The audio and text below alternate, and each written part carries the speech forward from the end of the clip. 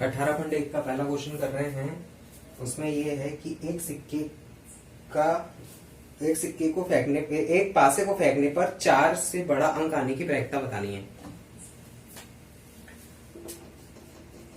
एक पासे को फेंकने पर अंक आने की कुल स्थितियां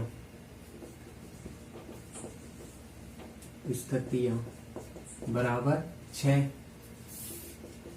एक पासे को फेंकने पर 4 से बड़ा अंक आने की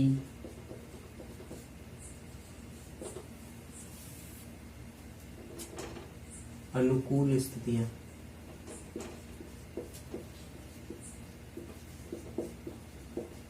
कौन कौन सी हैं? 5 और 6, 4 से बड़े 5 और 6 ही तो है, वो टोटल होगी 2। तो पी ए क्या होगा? कुल अनुकूल स्थितियां अपॉन कुल स्थितियां बराबर 2/6 यानी कि 1/3। ये आपका आंसर 18.1 का पहला क्वेश्चन। 18.1 का दूसरा क्वेश्चन है कि एक सिक्के को 2 बार उछाला तो दोनों बार चित्त यानी कि हेड आने की प्रायिकता बतानी है। तो सिक्के को 2 बार उछालने पर कुल स्थितियां क्या क्या होंगी?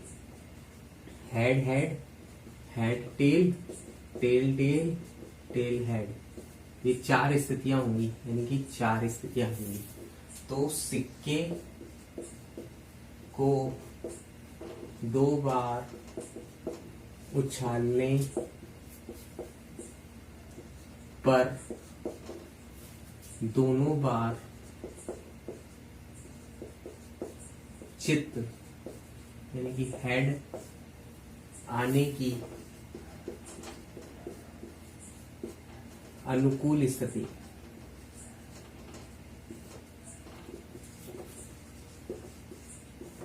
बराबर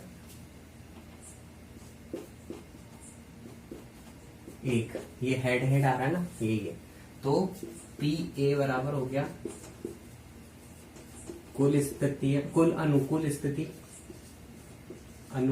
स्थितियां अपॉन कुल स्थितियां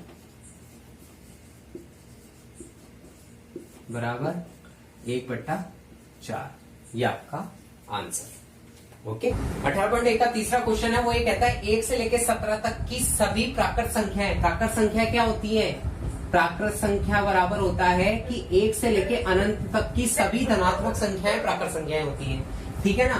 तो वो एक कह रहा है क्वेश्चन में कि 1 से लेकर 17 तक की सभी प्राकृत संख्याओं में से अभाज्य, कोई एक अभाज्य संख्या को यादृच्छिक रूप से, मतलब आंख बंद करके चुनने पर उसकी प्रायिकता क्या होगी? चुनने की प्रायिकता क्या होगी? तो वो कैसे निकालेंगे? तो पहले अपन को अभाज्य संख्या पता होनी चाहिए। अभाज्य संख्या क्या होती है? अभाज्य संख्या वो होती है जिनमें खुद के अलावा 1 का भाग जा सकता है, जैसे कि 2, 3, 5, 7, 11, 17 और 13। ये 7 संख्याएं हैं जो अभाज्य संख्याएं हैं। तो अपन लिखेंगे क्या कि 1 से लेकर 17 तक सभी प्राकृत संख्याओं में से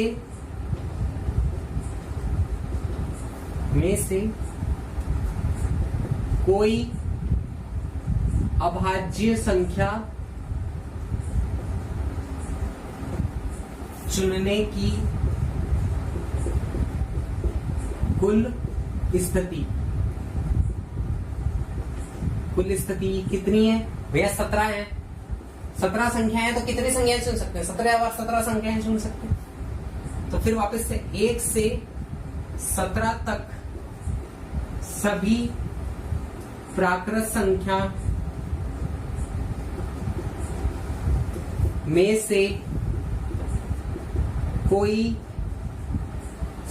से यादृच्छिक रूप से एक अभाज्य संख्या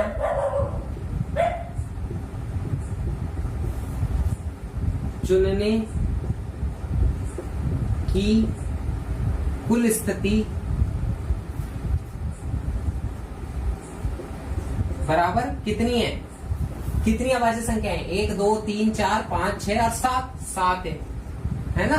तो बस फॉर्मूला लिख दो, प्रोबेबिलिटी ऑफ ए, कोई एक घटना है चुनने की, तो उसमें क्या लिखेंगे? कुल अनुकूल स्थिति अपॉन कुल स्थितियां, ठीक है ना?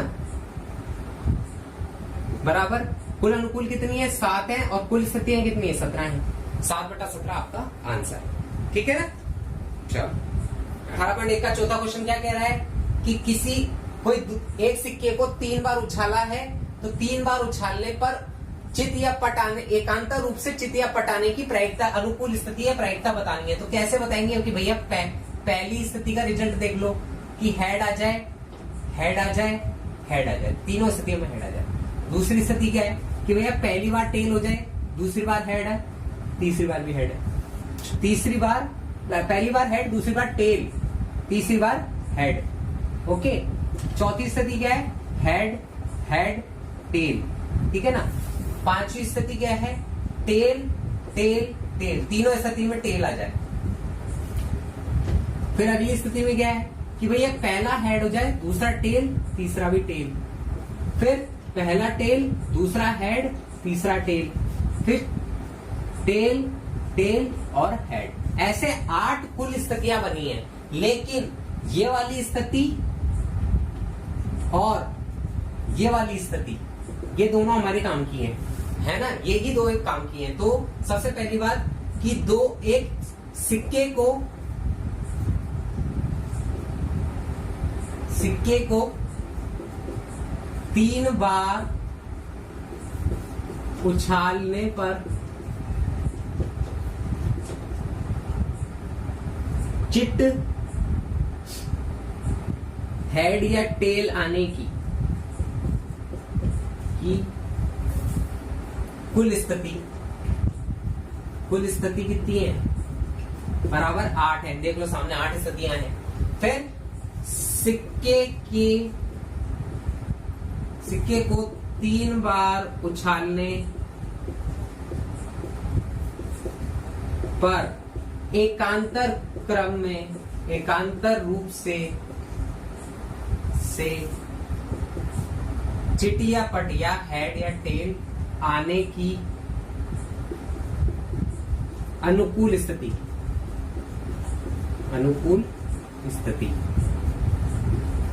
क्या होंगी? अनुकूल स्थिति क्या है? 2 है। कैसे? ये देखो, head tail head, tail head tail, एकांतर क्रम में आ रहे हैं ना? तो बस फॉर्मूला लगा दो, PA बराबर कुल अनुकूल अपॉन कुल स्थितियां, बराबर क्या? 8, 1/4 आपका आंसर हो जाएगा चौथे का। ओके।